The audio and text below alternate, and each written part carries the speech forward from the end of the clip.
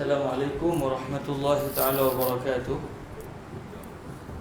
Bismillahirrahmanirrahim. Alhamdulillahirabbil alamin. Wassalatu wassalamu ala al-habibil mustafa sayyidina wa maulana Muhammadinil karim wa ala alihi wa itratihi wa ashabihi ajma'in. Asyhadu an la ilaha illallah wahdahu la syarikalah wa asyhadu anna habibana wa sayyidina wa maulana Muhammadan abduhu wa rasuluhu wa safiyuhu min khalqihi wa habibuhu addal amanata wa ballagha risalah wa nasahal ummah wa kashafallahu bil ummah. Allahumma salli wa sallim wa zid wa barik ala al-habibil mustafa sayyidina wa maulana Muhammadir rasulillah wa ala alihi wa itratihi wa ashabihi wa man walah, amma ba'd. Alhamdulillah, kita bersyukur pada Allah Subhanahu Wa Taala. Pada malam ini kita bertemu lagi dalam majlis pembacaan kitab Safinatun Najah Bima Yajibu 'alal 'Abdi bi Maulah, karangan Syekh Salim Ibnu Abdullah Ibni Sa'd Ibni Abdullah Ibni Sumair Al-Hadrami radhiyallahu taala anhu wa ardhah. Semoga Allah memberikan kepada kita kefahaman yang baik dalam mendalami kitab ini biiznillah subhanahu wa ta'ala. Ada soalan yang ditanya. Siapa yang tanya soalan ni, akhi? Ustaz sendiri tanya. Kiraan 2 kula bersamaan 13 tin minyak tanah biasa atau 317 kati atau 230 liter. Soalan, saya masih tidak faham bagaimana mesin basuh auto boleh menyucikan najis. Kan tak sampai 2 kula. Boleh Ustaz jelaskan? Baik. Yang atas tu apa dia? Cara kiraan lama lah. Okey, saya faham. Ya, kan yang atas tu ada soalan. Soalannya yang di bawah tu. Okey. Semalam ditanya soalan secara live berkenaan dengan mesin basuh manual. Maka bila mesin basuh manual, apabila pakaian yang dimasuk ke dalam mesin basuh manual tu bernajis, lalu dicampur pakaian lain, diletakkan air, maka air itu memang kurang daripada 2 kulah. Maka dia akan menjadi masalah. Air kurang 2 kulah dimasuki najis, maka serta-merta menjadi mutanajis. Cuma di sini disebut, saya masih tak faham mesin basuh auto bagaimana boleh menyucikan najis. Air mesin basuh auto sebenarnya dia memang berlaku takungan juga. Dia berlaku takungan.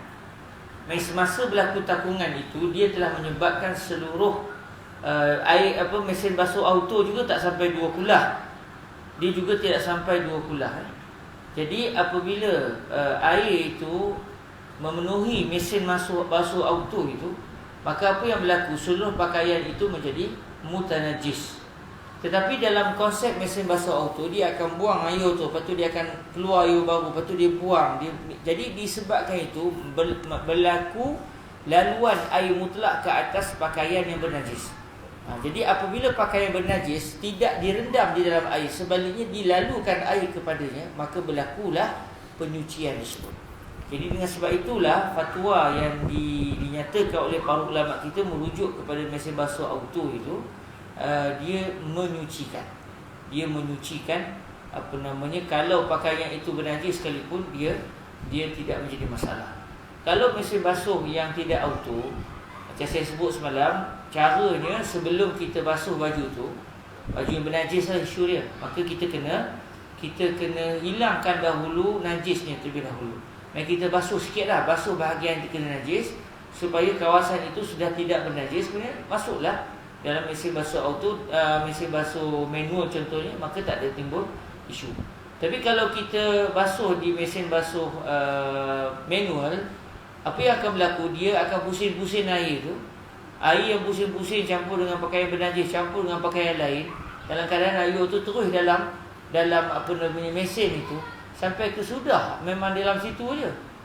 Akhirnya kita sendiri yang akan ambil pakaian tu.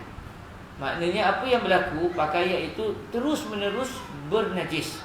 Jadi cara dia macam mana kalau kita buat begitu? Cara dia, sebelum kita nak spin tu, kita bilah dulu. Kita bilah dengan air mutlak, barulah selepas tu kita dah dibuang air yang ada pada pakaian bernajis tu, lalu dia tengok dah tak ada dah bau najis, tak ada rasa najis dan tak ada warna najis, maka ketika itu barulah boleh di-spin.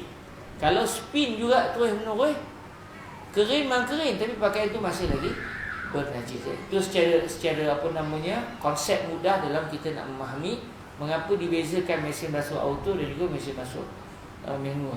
Bukan sebab mesin basuh manual tu mahal jadi halal. Mesin basuh mesin basuh auto tu mahal jadi hukumnya halal. Hukumnya jadi tidak najis sebab dia mahal harganya.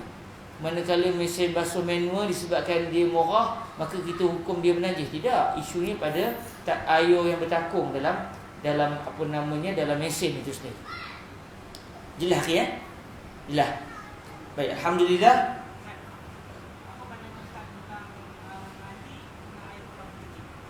Mandi guna air kolah yang kecil, bukan air 2 kolah ni. Bila air dalam kolah mandi kita ada buat kolah kecil atau macam tap lah kita kata begitu. Jadi kita mandi guna air tu. Kalau andai kata badan kita tak ada najis, tak ada masalah. Mandilah kan. Tapi kalau badan kita itu ada najis, kita kena ambil air yang tidak bernajis. Sama ada air yang tidak bernajis itu kita ambil terus daripada kepala pilih tu, kepada paip, atau kita takung dalam kolah yang kecil kurang daripada 2 kulah itu, tapi dalam masa yang sama dia belum lagi bernajis. Kita cedok elok-elok, kita mandi. Cuma kalau badan kita itu berlumur dengan najis, katakan contohnya entah macam mana mimpi entah malam tu seronok mandi berenang di tasik kenying. Sedar-sedar memang berenang sungguh dia atas tilamnya. Dah tapi lain pula warna lautnya ya. Udah lain, udah kuning je. Baju-bajunya jadi serba kuning ya. Jadi dia pun mandi. Kolah di rumahnya pula kecil. Dia mandi, udahnya air yang di badannya merecik masuk. Dia jadi kepada masalah yang kita bincangkan, air kurang 2 kulah masuk najis, maka serta-merta menjadi mutanajis. Jadi mudahnya kalau nak mudah cerita, belilah paip panjang tu. Tusuk ataupun cocok di kepala paip tu, kemudian mandi guna tu atau mandi kot shower. Kalau rumah kita ada shower, selesai masalah kan? Tak ada masalah. Boleh ya? Bismillahirrahmanirrahim. Hari ini kita masuk kepada tajuk baru, iaitu perkara-perkara yang mewajibkan mandi ya.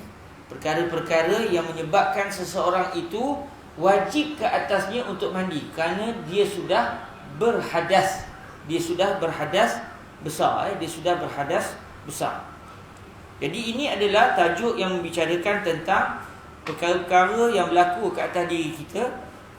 Lalu kalau berlaku, wajib ke atas kita untuk mandi ya. Jadi mudahnya perkara-perkara yang mewajibkan kita untuk mandi, iaitu menyebabkan kita berhadas besar. Bismillahirrahmanirrahim. Qala Sayyiduna Asy-Syaikh Salim ibn Abdullah ibn Sa'd ibn Abdullah Al-Hadrami radhiyallahu ta'ala anhu wa ardahu wa nafa'ana Allahu bi'ulumihi wa ulumi masyayikhihi wa talamizatihi wa qurra'i mukhtasarihi wa huwa safinatun najah fima yajibu 'ala al-'abdi li maulah wa sa'iri musannafatihi wa syurrahiha Allahumma amin. Qala rahimahullah bi sanadina ilaihi faslun mujibatul ghusli sittatun ilajul hasyafati fil farji wa khurujul mani wal haidu wan nifasu wal wiladatu wal mautu. Fasal pada membincangkan mengenai perkara-perkara yang mewajibkan mandi, perkara yang menyebabkan seseorang itu wajib ke atasnya untuk mandi kerana dia sudah berhadas besar. Perkara-perkara yang mewajibkan mandi ada 6 perkara. Pertama, memasukkan hasyafah keseluruhannya ke dalam kemaluan. Ini semua kita sedia maklum lah. Kita semua sedia maklum. Cuma dari segi perbahasan fiqahnya, sama ada secara halal atau secara haram. Sama ada secara halal atau secara haram. apabila seluruh kawasan hasyafah itu, iaitu kawasan awal kemaluan lelaki, kemaluan hadapan kita, kemaluan lelaki itu, apabila seluruhnya sudah masuk ke dalam kemaluan yang kita semua sedia maklum, maka ketika itu wajiblah seseorang itu untuk mandi. Maksud wajib tu iaitu apabila dia mahu melakukan perbuatan yang memerlukan kepada suci daripada hadas besar ataupun hadas kecil. Bukan maksudnya serta-merta wajib, serta-merta dia kena mandi, tidak. Melihat kepada keadaan. Kalau contoh dia bersama, contohnya kemudian dia tidur, dia tak mandi, kemudian dia bangun tidur, tinggal lagi 5 minit nak habis subuh, dia tak bangun subuh lagi, maka ketika tu dia wajib mandi masa tu. Tapi kalau katakan dia sudah pukul 4.30, mesti mandi pukul 4.30 ke tak? Yang penting sebelum dia menunaikan sembahyang, dia mandi. Cuma kalau dia boleh mandi awal, itu lagi bagus, supaya dia tidak lama menanggung hadas besar. Itu yang pertama. Yang kedua, keluar mani. Keluar mani sama ada dengan apa sebab sekalipun. Hatta kata para ulama, kalau orang tu sakit sekalipun, contoh dia ada penyakit menyebabkan air maninya keluar, dalam keadaan dia tak rasa apa pun, tak ada rasa yang kita semua sedia maklum, tapi dalam masa yang sama sentiasa keluar air mani dia, maka ketika itu dia wajib mandi setiap kali air maninya keluar. Ini perkara kedua yang menyebabkan seseorang wajib mandi. Tak kira sama ada orang lelaki atau orang perempuan. Tak kira sama ada mani tersebut mani orang lelaki atau mani orang perempuan. Maknanya kalau satu orang katakan dia bermimpi sebagaimana kita semua sedia maklum lah, bangun tidur keringnya lu, tak ada pun sebarang petanda. Tapi malam tadi dia ingat sungguh dia mimpi. Dia bangun tidur kering saja, tak ada sebarang tanda, kok ada kesan, kok ada bau, tak ada. Maka adakah dia wajib mandi? Jawapannya tidak. Kerana apa? Kerana tidak pasti dia keluar ataupun tidak.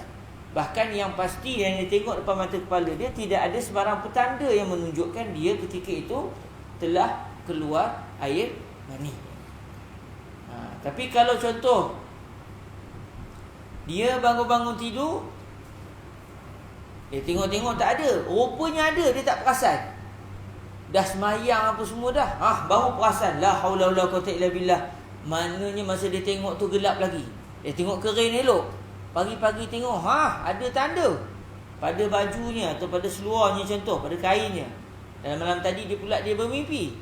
Maka ketika itu, sepanjang solat yang dia telah lakukan tadi, semasa dia tak perasan yang dia itu sebenarnya telah keluar mani, maka ketika itu sembahyangnya itu wajib untuk diqada. Berdosa ke dia? Jawapannya tidak. Kerana dia telah melakukan solat dalam keadaan dia ingatkan dia tidak berhadas, rupa-rupanya dia berhadas besar. Itu yang kedua. Yang ketiga, kedatangan darah haid. Yang ni tak berlaku pada orang lelaki. Kalau orang lelaki kata saya tak sembahyang, Ustaz, kenapa? Saya keluar darah.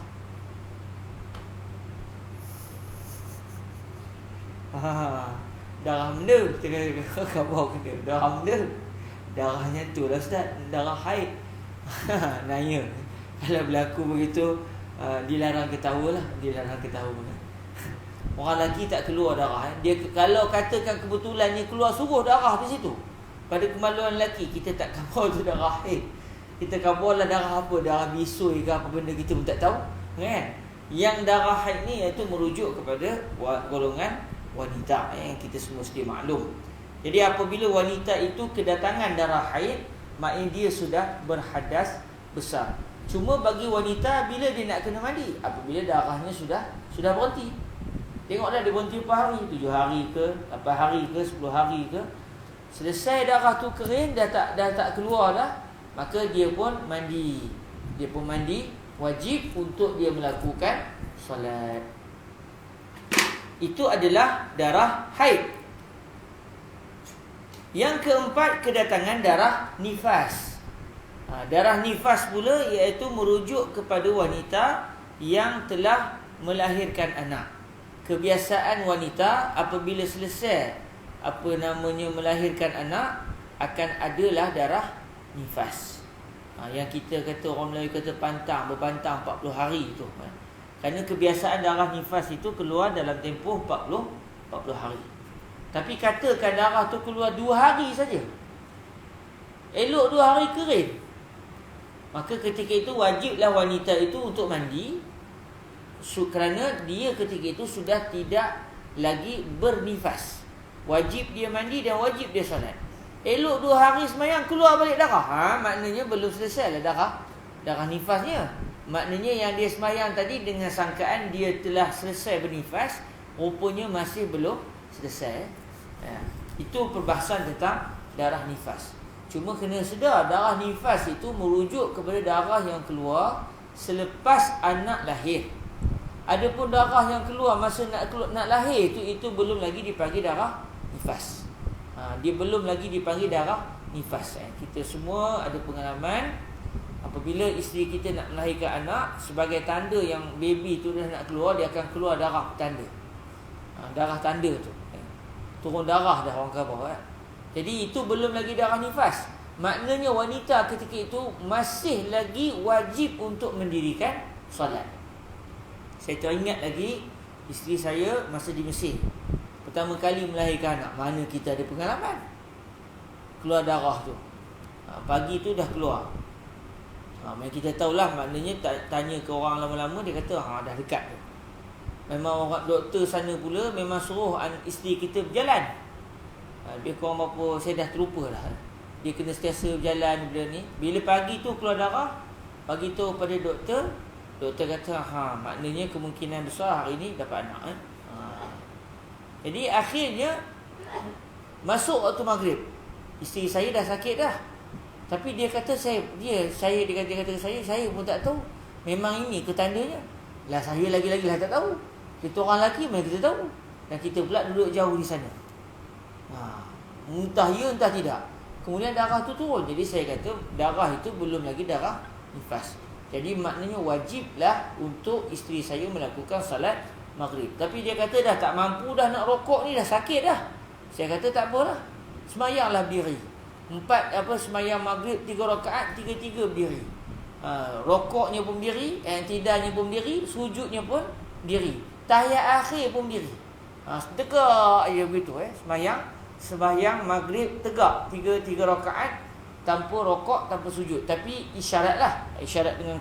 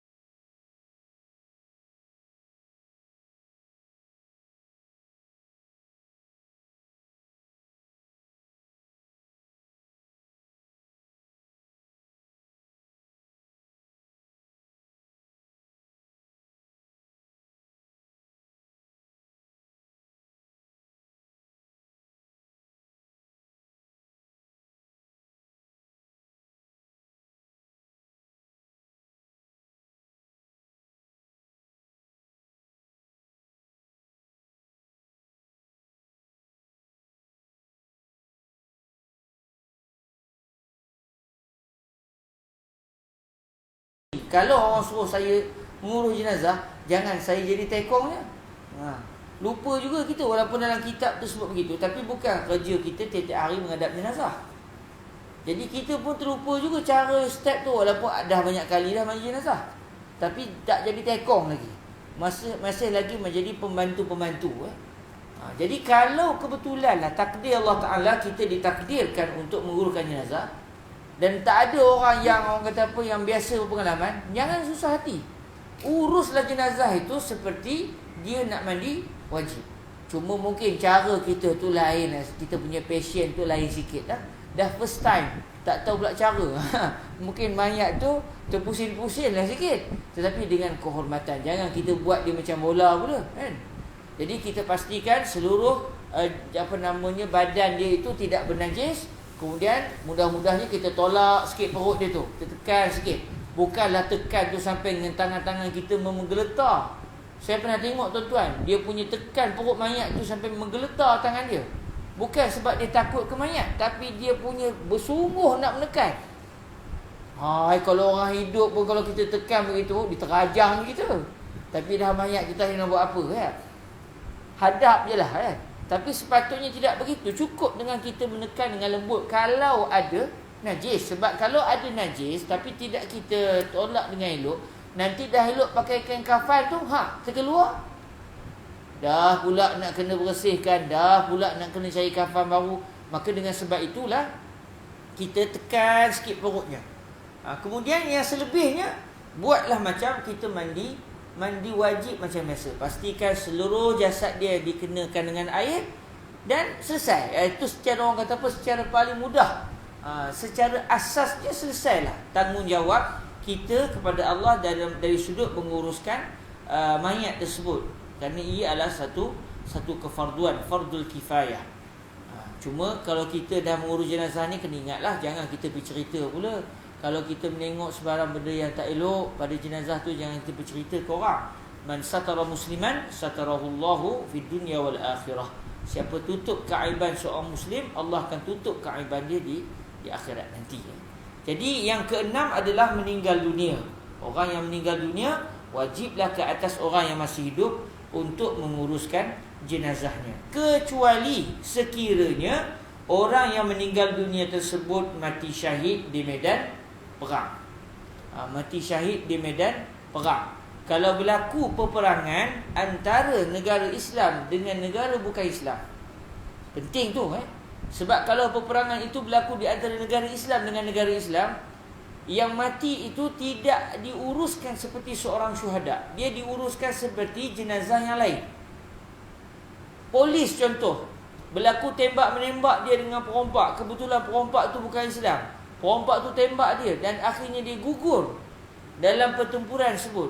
Kita uruskan jenazah dia macam mana? Macam jenazah orang biasa. Sebab walaupun berlaku tembak-menembak, berlaku pertempuran, tapi itu tidak dinamakan peperangan antara negara Islam dengan negara bukan Islam, walaupun yang membunuh orang bukan Islam dan yang mati orang Islam. Ini kena jelas sungguh, kerana mungkin kita salah faham. Asal berlaku orang bukan Islam bunuh orang Islam, kita kata dia mati syahid. Mati syahid, ya betul, dari sudut pahalanya kita akan dapat mati syahid kalau kita dibunuh secara zalim. Tetapi pengurusan jenazah itu adalah seperti jenazah orang lain. Sebab tu contoh kalau dalam sejarah negara kita, berlaku di Kedah dulu, berlaku di Kedah. Kalau kita masih ingat, saya ingat masa tu saya umur berapa tahun, saya kecil-kecil lagi. Kejadian di satu kampung di Kedah namanya Memali tu. Dari segi hukum fiqahnya, yang gugur dalam pertempuran itu kesemuanya hendaklah diuruskan seperti jenazah seorang muslim yang biasa, dimandikan, dikafankan, disolatkan, dikebumikan. Kerana walaupun contohlah, katakan saya pun tak tahu secara tepatnya macam mana yang berlaku pada waktu itu, katakan memang yang dibunuh itu telah dibunuh secara zalim, maka dari segi pengurusan jenazah mereka hendaklah diuruskan berdasarkan maksud jenazah orang muslim yang lain. Kerana orang yang mati syahid ni dia ada tiga kategori. Pertama, dia panggil syahid dunia dan akhirat. Maknanya di sudut dunia dia syahid, di sudut akhirat dia juga dia mati syahid. Ini hanya satu golongan saja, iaitu golongan tentera Islam yang berperang dengan tentera bukan Islam, lalu tentera Islam itu gugur sebagai seorang syuhada. Yang kedua dipanggil syahid akhirat, bukan syahid dunia. Yang ni yang banyak disebut oleh Nabi. Orang yang sakit perut, atau dia panggil al-mabtun. Kata kalau ikut terjemahan lama dulu dia kata sakit, meninggal sebab sakit perut. Tapi kalau ikut guru kami Fadilatul Syekh Yusri bin Rushdi Al-Hasani, kata beliau al-mabtun ini bukan semata-mata sakit perut, tetapi apa saja sakit yang pada mata kasar kita tengok dia ni macam sihat, rupanya dia ada masalah organ dalaman. Sakit jantung, darah tinggi, ada katakan dia kena apa namanya saratan. Apa cakap Melayu saratan? Saratan apa? Allah, kanser, dia kena kanser. Atau dia apa sajalah yang kita pada pandangan mata kita tengok dia elok je sihat, rupanya dia sakit organ dalaman dia, lalu dia meninggal dunia disebabkan penyakit tersebut, maka dia juga orang yang mati syahid. Orang yang meninggal sebab lemas, orang yang meninggal lemah contoh, dia juga orang yang mati syahid. Orang yang meninggal sebab terbakar, dan kalau ikut guru saya, orang yang meninggal contohnya kerana aksiden dalam di jalan raya. Kerana bila aksiden tu dia meninggal sebab kerana ada hentakan. Sama kata beliau seperti orang yang meninggal dunia kerana dihempap oleh satu benda berat, maka dia juga termasuk dalam orang yang mati syahid. Orang yang sedang menuntut ilmu juga mati syahid. Orang yang dia meninggal dunia kerana dia meninggal dunia bukan di tempat kampung halaman dia. Dia pergi contohnya pergi berjalan ke Langkawi contoh, tiba-tiba meninggal di sana. Meninggal sebab apa? Meninggal sakit ikutlah macam mana sekalipun, maka dia juga sebagai orang yang mati syahid kerana dia meninggal dunia bukan di kampung halaman dia. Maka mereka ini walaupun dinamakan orang yang mati syahid, tetapi syahid dari sudut akhirat. Di akhirat nanti dia tergolong dalam kumpulan syuhada, tetapi di dunia dia tidak dianggap sebagai syuhada. Maka dengan sebab itu mayatnya diuruskan seperti mayat orang Islam yang lain. Dan satu lagi kategori syahid, iaitu syahid di dunia, tidak di akhirat. Ini merujuk kepada orang yang pergi perang antara negara Islam dengan negara bukan Islam, tapi dia berperang bukan kerana Allah, tapi kerana sebab yang lain. Sebab nak pertahankan maruah diri dia, atau kerana dia nak menunjukkan dia tu seorang yang pandai bertempur. Bila dia mati, kita tak tahu apa dalam hati dia, maka kita berhukum secara yang zahir, iaitu dia mati sebagai seorang yang mati syahid. Maka jenazahnya tidak diuruskan seperti jenazah orang lain. Sebaliknya, rupa-rupanya di sisi Allah Ta'ala, dia bukan mati kerana nak pertahankan Islam. Dia bukan berperang fi sabilillah, dia perang fi sabilid dunia, dia perang kerana dunia contohnya. Maka di akhirat nanti dia tidak tergolong dalam kumpulan syuhada, kerana dia ni hanya mendapat kategori syahid pada pandangan ahli dunia saja, macam kita tak tahu dalam hati dia. Dan di akhirat nanti dia tidak tergolong dalam kumpulan orang yang syahid. Jadi yang berkait dengan perbahasan kita pada hari ini, yang mati, orang yang mati hendaklah diuruskan jenazahnya seperti jenazah orang lain, kecuali kalau dia mati syahid.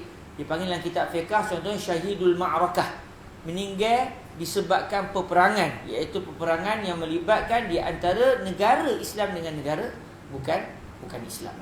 Baik, itu adalah 6 perkara yang menyebabkan mandi menjadi wajib. Mandi menjadi wajib. Baik, seterusnya kita masuk kepada fasal yang seterusnya, iaitu menceritakan tentang apakah dia rukun dalam mandi. Tak kira mandi itu mandi wajib atau mandi sunat. Maknanya termasuk mandi sunat juga, ini juga rukun. Walaupun mandi itu asalnya sunat, tapi kalau kita nak mandi sunat, kalau cukup rukun ini barulah dianggap sebagai mandi sunat. Kalau tidak, jadi mandi biasa je lah. Tidak menjadi ibadah. Maka kita akan masuk kepada satu fasal yang membicarakan tentang fardu-fardu mandi. Okey, sebelum kita masuk, ada sesiapa yang nak minta penjelasan atau nak bagi tambahan? Silakan. Assalamualaikum warahmatullahi.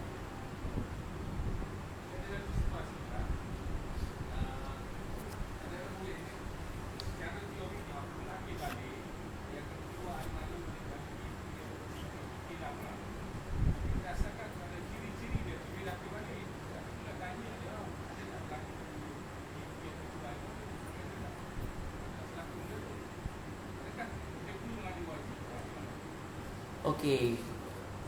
Satu orang kanak-kanak ikut ciri-ciri fizikal dia seperti dia sudah akil balik. Bila kita tanya ke dia, dia kata dia tidak pernah mimpi sehingga membawa kepada keluar air mani. Jadi macam mana status dia? Kalau kita masih ingat apa yang kita baca masa majlis-majlis awal tu, di muka surat yang ke-8. Tengok balik muka surat yang ke-8. Disebut oleh Imam Syekh Salim sebut faslun alamatul bulughi salasatun tamamu 15 sanatan fi dzakari wal unsa wal ihtilamu fi dzakari wal unsa bi 9 sinin wal haidu lil unsa bi 9 sinin. Tanda-tanda bahawa seseorang itu telah mencapai usia baligh ada 3. Apa dia? Yang pertama, sempurna umur 15 tahun menurut kalender Islam bagi lelaki dan perempuan. Itu yang pertama. Yang kedua, bermimpi. Tapi dia kata dia tak bermimpi. Sama ada dia lelaki atau perempuan, ini juga kalau dia bermimpi sehingga membawa, kalau mimpi saja tak jadi. Dia dengan masuk mimpi sehingga keluar air mani. Bagi lelaki dan perempuan pada umur setelah mereka sempurna 9 tahun menurut kalender Islam. Main kalau dia kata saya dah mimpi dah Ustaz. Awak umur berapa? Saya baru umur 6 tahun. Tak jadi. Dia mesti umur 9 tahun sempurna dia. Bukan baru masuk tahun yang ke-9. Dia telah selesai 9 tahun masuk ke tahun yang 10. Tahun dari segi usia dia dah berlalu 9 tahun dan dah nak masuk tahun yang ke-10 dari sudut kalender Islam. Kalau dia kata dia telah bermimpi, maka ketika itu barulah dia dianggap telah baligh. Dan yang ketiga, kedatangan haid bagi perempuan pada umur setelah dia sempurna 9 tahun menurut kalender Islam. Maksudnya kalender Hijri, bukan kalender Masihi ya. Sebab kalender Hijri berdasarkan bulan, manakala kalender Masihi berdasarkan matahari. Jadi hukum hakam dalam fiqh berkait dengan kalender bulan ya. Jadi ini adalah 3. Kalau berlaku salah satu dalam 3 perkara ni, maka seseorang itu akan menjadi akil balik. Jadi dah balik kepada situasi tadi. Kalau kanak-kanak tu kita tanya dia, tengok cara suara dia dah berubah. Kalau orang perempuan tu dah nampak tanda-tanda fizikal seperti dia seorang wanita yang sudah dewasa. Tapi bila kita tanya dia, dia tak selesai lagi umur 15 tahun. Contoh, umurnya belum lagi sempurna 15 tahun. Baru umur 12 tahun contohnya. Tapi suaranya dah macam suara orang dewasa. Kita tanya, awak dah mimpi? Dia kata saya mimpi Doraemon adalah. Mimpi Doraemon je. Dan juga mimpi Ultraman contoh ya. Tapi dia tak mimpi yang kita maksudkan itu. Lalu kalau dia kata adalah juga mimpi-mimpi tu, ada keluar ke? Dia kata tak ada, tak keluar. Kencing malam adalah, kata kan. Jadi ketika itu walaupun dia itu tanda-tandanya macam secara fizikal telah balik, hakikat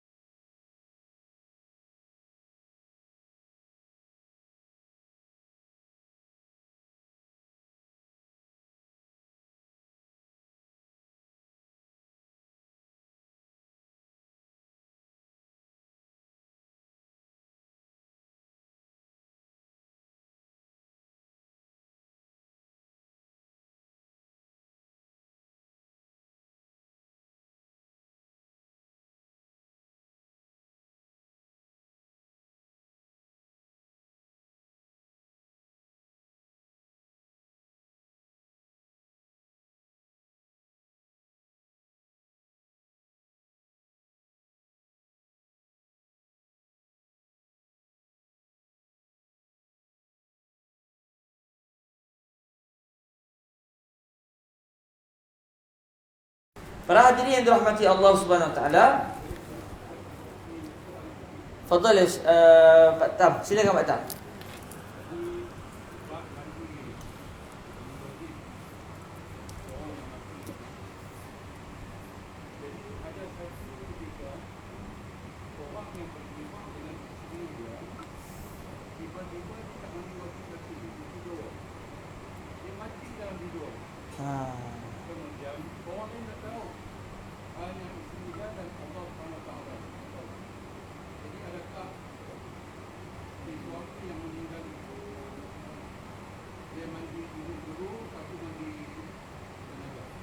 Okey. Yang pertama.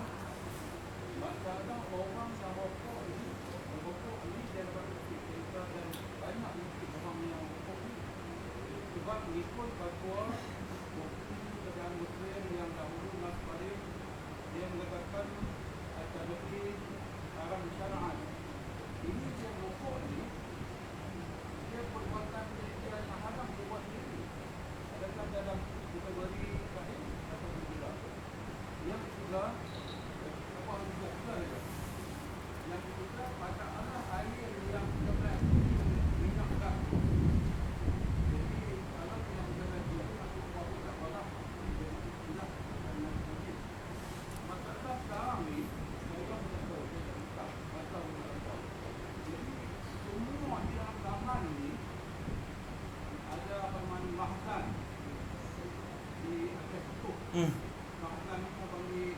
Tangki. Kalau dia tidak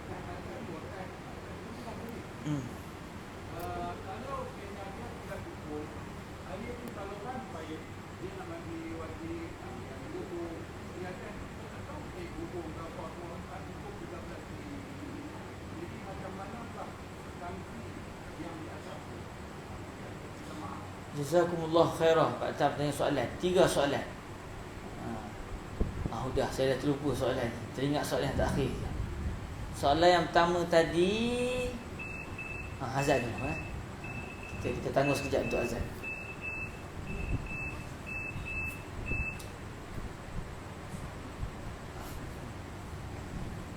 Ya Allah.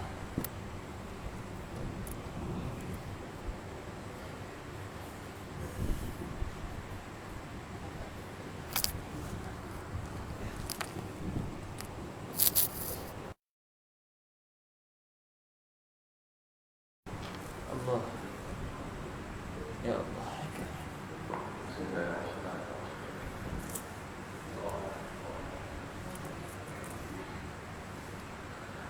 Allahu Akbar,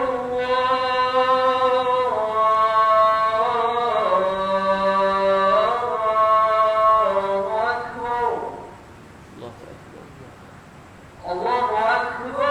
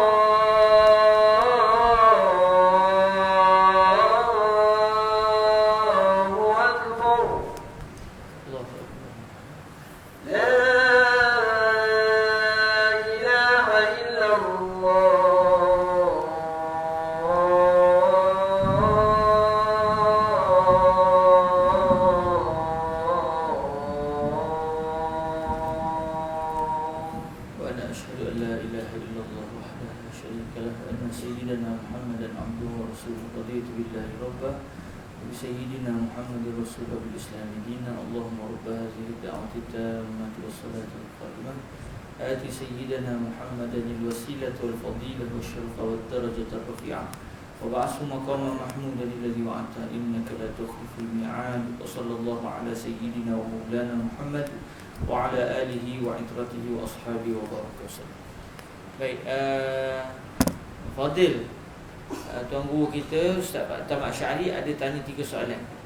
Soalan pertama berkenaan dengan satu orang yang dia ini berjunub, kemudian dia tidur dalam keadaan dia tidak mandi wajib dan tak ada siapa yang tahu melainkan dia contoh atau isteri dia. Kemudian akhirnya dia meninggal sebelum sempat untuk mandi wajib. Jadi macam mana dia ni kena dimandi 2 kali tu macam mana? Jawapannya Pak Tam tahu sebenarnya, tapi Pak Tam nak supaya saya maklum dengan tuan-tuan. Jawapannya dia cukup mandi sekali saja. Begitu juga macam satu orang perempuan ataupun satu orang lelaki ditimpa dengan beberapa sebab yang menyebabkan dia wajib mandi, maka dia perlu hanya mandi sekali saja. Sama juga contoh kita berhadas kecil, banyak kali berlaku. Terbuang angin pun ya, terbuang air pun ya, orang perempuan pegang pun ya. Jadi kita hanya perlu berwuduk sekali saja, tidak perlu berwuduk berkali-kalinya. Jadi dalam isu ini, apabila seseorang itu telah meninggal dunia, katakan sebelum dia meninggal dunia itu dia masih berhadas besar, maka dengan mandi jenazah itu telah selesailah mandi janabah ke atas si mayat tadi. Itu yang pertama. Yang kedua berkenaan dengan tangki air yang ada di atas rumah kita. Tangki itu besar, kemudian ada air, kemudian daripada air di tangki itulah akhirnya sampai kepada rumah kita. Dalam keadaan kita tak pasti yang ada di tangki itu macam mana, masih suci ke dah ada najis dalam tu ke. Maka konsep asas dalam Islam, al-aslu at-taharah. Al-aslu at-taharah, pada asalnya satu benda itu adalah suci dan tidak bernajis. Maka air itu pada awalnya dia adalah tidak bernajis. Maka wal aslu baqa makan ala makan. Maka secara konsepnya satu perkara itu dia akan terus berada pada keadaan awalnya sampai bila-bila, melainkan kalau sudah berlaku perubahan. Jadi apabila walaupun kita tak pernah tengok apa yang ada dalam tangki kita, tapi secara yang difahami, insya-Allah air itu masih tidak bernajis. Katakan masuk ada najis sekalipun, maka air yang ada di atas tangki kita itu biasanya banyak dan memang sampai kepada 191.25 liter, iaitu 2 kullah berdasarkan kiraan semasa. Maknanya apabila kita buka pili, kita buka paip, kita tengok air itu elok je, tak ada pun ada sebarang perkara yang menghairankan dari sudut sifat air, maka air itu masih dianggap suci. Tapi katakan bila kita nak buka tu, kenapa dah bau bangkai ni? Bau bangkai tikus contoh. Kita masa tu kita kena cek balik. Kalau lah tu dia sampai 50 ekor tikus mati dalam tangki tu, ketika itu barulah air yang kita guna tu rupa-rupanya sudah mutanajis, kerana air itu sampai 2 kullah tetapi dimasuki najis lalu mengubah salah satu sifat pada air tersebut. Maka ketika itu air itu sudah menjadi mutanajis. Tapi selagi tidak ada sebarang kesaksian, contoh macam sekarang ni lah, sepanjang saya buka air pilih tu tak ada apa pun, okey je tak ada pula bau jadi pelik, kadang-kadang keruh sikit dengan sebab karat, itu saja. Tapi kita nak minum pun kita dah ada penapis air dengan kowennya entah macam-macam lagi kan. Tiap-tiap bulan tu kita bayar sikit-sikit tu. Jadi maknanya selesai. Jadi tidak menjadi masalah dari sudut kesucian air. Kemudian yang ketiga yang ditanya oleh Pak Tam hafizahullah subhanahu wa taala berkenaan dengan, saya rasa sama lebih kurang dengan soalan yang ditanya oleh anak saya tadi. Dari sudut orang yang dia kena penyakit disebabkan merokok. Dalam keadaan merokok tu sendiri adalah difatwakan, contohnya Syekh Nas Farid Mufti Mesir sebelum ini, dan ini yang dipegang oleh Jabatan Fatwa di Mesir sampai ke hari ini. Merokok itu adalah satu perbuatan yang berdosa. Jadi orang yang melakukan tindakan ini, dia merokok ni, kemudian dia kena penyakit, adakah dia ni dianggap mati syahid?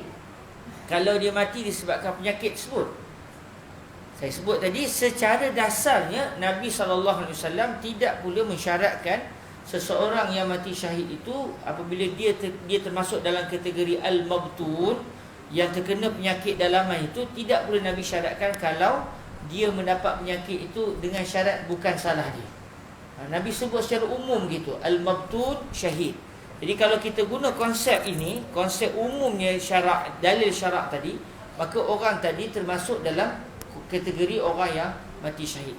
Cuma walaupun dia mati syahid, ini tidaklah memberi maksud tindakan dia sebelum ini adalah dibenarkan oleh syarak. Jadi dia ada dua fail yang berbeza. Satu, perbahasan tentang boleh tak boleh dia merokok. Jawapannya tidak boleh. Kemudian kedua, setelah dia merokok dia dapat penyakit, lalu akhirnya takdir Allah Ta'ala dia mati, maka adakah dia termasuk dalam kategori mati syahid? Berdasarkan apa yang saya faham daripada umum sabdaan Nabi, maka dia akan pergi kepada bahawa orang ini juga mati syahid. Wallahu ta'ala a'la wa a'lam. Tapi atas dasar berhati-hatinya, lebih baik kita elak, lebih baik kita mengelak. Tapi katakan satu orang itu ditakdirkan Allah dulu dia merokok, kemudian dia akhirnya dia sedar dan dia akhirnya bertaubat, lalu tiba-tiba dia cek-cek dia dapat penyakit. Moga-moga Allah Ta'ala memberikan kebaikan kepada dia. Sebab bayangkan dalam hadis Rasulullah, kita terpijak duri pun membawa kepada pengampunan dosa, apatah lagi penyakit-penyakit yang berat. Moga-moga kesemuanya itu akan membawa kepada pengampunan dosa biiznillah subhanahu wa ta'ala. Yang kata guru saya, bila kita tengok balik sebab-sebab yang menyebabkan seseorang itu mati syahid, kita boleh menyatakan kebanyakan umat Rasulullah SAW balik kepada Allah sebagai syuhada. Sama ada mati perang, tapi tak ramai lah. Yang banyaknya dengan sebab penyakit-penyakit, disebabkan mati lemah, disebabkan terbakar, disebabkan kena himpak, disebabkan dia meninggal setelah melahirkan anak, disebabkan macam-macam lagi yang kita bincangkan sebelum ini, sebabkan tahan harta dia, tahankan maruah dia, lalu di akhirnya dia mati, maka mereka ini menjadi orang yang dinobatkan sebagai mati syahid dari sudut kaca mata syarak. Walaupun di dunia diuruskan seperti jenazah biasa, tapi di akhirat mereka termasuk dalam kumpulan golongan syuhada. Maka akhirnya kebanyakan umat Rasulullah SAW akan menjadi golongan syuhada. Kerana layaklah. Kenapa? Sebab Nabi Muhammad itu sendiri pulang kepada Allah dalam keadaan sebagai seorang yang syahid. Kerana Rasulullah wafat disebabkan kesan racun Khaybar. Racun yang diracun oleh seorang wanita Yahudi kerana dia nak uji Rasulullah ni Nabi ataupun tidak. Namun akhirnya setelah dia mengetahui bahawa Rasulullah seorang Nabi, kerana bila ditanya, bila Nabi kata, kenapa kamu racun daging ini, daging kambing, Arab di Poyang tu tak adalah racun tu. Jadi bila ditanya, maka wanita tu kata, siapa bagi tahu? Kata Rasulullah, daging ni bagi tahu kepada aku. Maka ketika itu mengakulah wanita itu bahawa dia yang meracun daging itu, dan akhirnya dia masuk sebagai seorang Muslim. Dia mengucapkan dua kalimah syahadah, beriman kepada Allah dan Rasul, tetapi akhirnya wanita itu dijatuhkan hukuman qisas. Kerana apa? Walaupun Nabi memaafkan, kalau ikut Nabi dia tak kena qisas lah, sebab Nabi maafkan. Tetapi seorang lagi sahabat Nabi yang sempat makan daging itu dan akhirnya mati syahid. Lalu keluarga sahabat Nabi ini menuntut supaya dilaksanakan hukuman bunuh balas kepada wanita Yahudi yang telah meracun, yang telah bertukar status daripada seorang wanita Yahudi yang kufur kepada salah seorang sahabat Rasulullah SAW yang mulia. Lalu akhirnya dijatuhkan hukuman qisas ke atas wanita muslimah yang merupakan sahabat Nabi yang memeluk Islam ketika itu. Allah Ta'ala a'la wa a'lam. Jadi Rasulullah juga mati sebagai seorang syahid. Dan kita juga sebagai umat Nabi kebanyakannya insya-Allah pulang sebagai seorang syuhada biiznillah subhanahu wa ta'ala. Nampaknya sekadar itu saja yang sempat saya kongsi bersama dengan tuan-tuan pada malam ini. InsyaAllah ada rezeki kita sambung lagi pengajian kitab Safinatun Najah Fima Yajibu 'alal 'abdi li Maulah dan majlis-majlis yang akan datang insya-Allah. Kita tangguhkan majlis kita dengan salawat ke hadrat baginda Rasulullah sallallahu alaihi wa alihi wasallam.